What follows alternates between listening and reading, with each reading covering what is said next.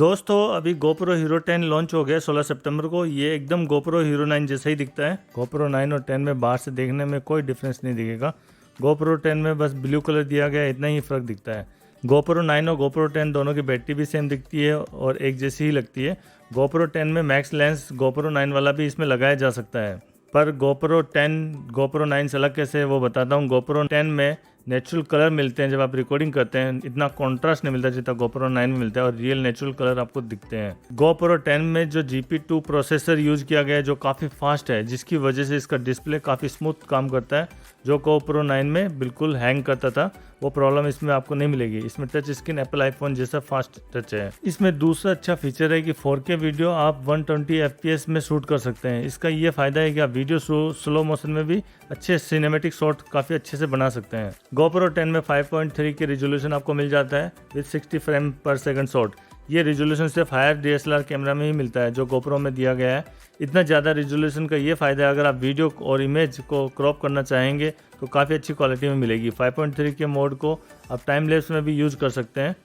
GoPro 10 में अब तक का सबसे बेहतरीन स्टेबलाइजेशन मिलता है। इसमें स्टेबलाइजेशन 4.0 मिलता है जो कि GoPro 9 से बेटर है, जो काफ़ी बेटर और स्मूथ वीडियो देता है। कोई भी एक्शनेबल वीडियो उसको काफ़ी स्मूथली रिकॉर्ड करता है।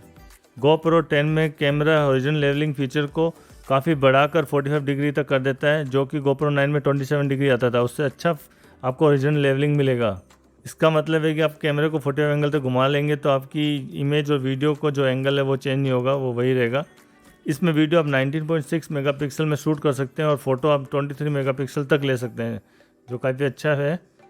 GoPro 10 को GoPro 9 के मुकाबले ज़्यादा डेप्थ तक लेके जा सकते हैं और इसको 33 फीट तक आप रिकॉर्ड कर सकते हैं नीचे वाटर में, और काफ़ी अच्छे वाटर के सीन नीचे आप ले सकते हैं।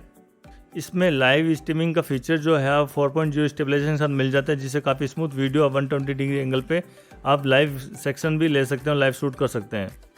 GoPro 10 का सबसे अच्छा फीचर ये है कि इसमें जो इसका लेंस दिया गया है वो हाइड्रोफोबिक कोटिंग के साथ आता है। हाइड्रोफोबिक कोटिंग का ये फ़ायदा है कि इसमें वाटर बिल्कुल नहीं लगता। आप अगर वाटर के अंदर चले जाओगे तो वाटर से बाहर आओगे तो इसमें एक भी ड्रॉप इस पे कैमरे पे नहीं रहेगी और लेंस पे।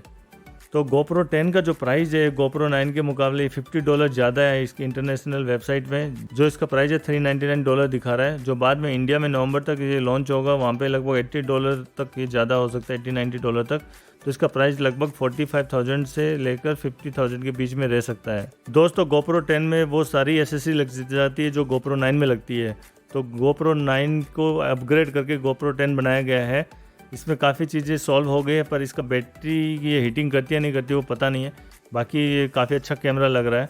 अभी कितना प्राइस ज़्यादा रहता है उस पर डिपेंड है कि आपको GoPro 10 लेना चाहिए या GoPro 9 लेना चाहिए। ये डिपेंड करता है आपके प्राइस और बजट पे। तो दोस्तों मिलते हैं नेक्स्ट वीडियो में। आज का वीडियो इतना ही था। Thank you very much.